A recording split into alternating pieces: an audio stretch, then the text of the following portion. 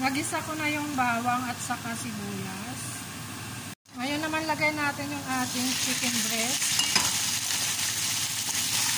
Mahiniwa-hiwa ko ng strip.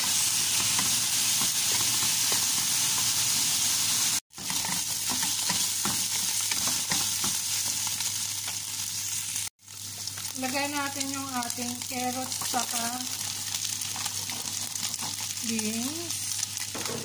Yung ating bagyo beans. Dindisahin lang natin. Nilagay ko na rin yung ating zucchini. Lagay tayo ng paminta. Ang ating chicken cubes.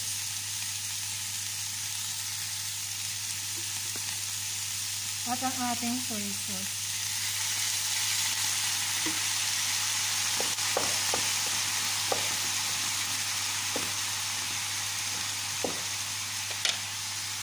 Lagyan lang natin ng konting tubig para matunaw lang yung ating chicken cubes.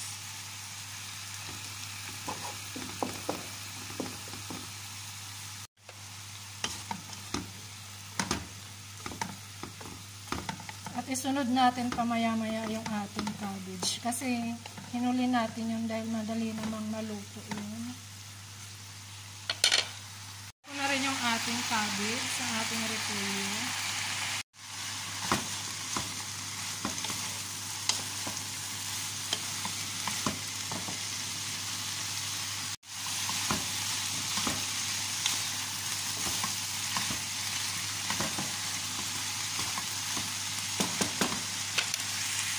Guys, luto na yung ating gulay.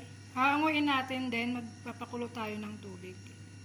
So, naglagay lang tayo ng tubig sa ating kaldero na pinaggisahan ng gulay. Maglagay lang tayo ng konting soy sauce. Nalagyan ko na kasi kanina. Tapos, maglalagay pa rin tayo ng isang chicken cubes. Dagdag lasa sa ating sabaw. Lalagay na natin yung ating bacon.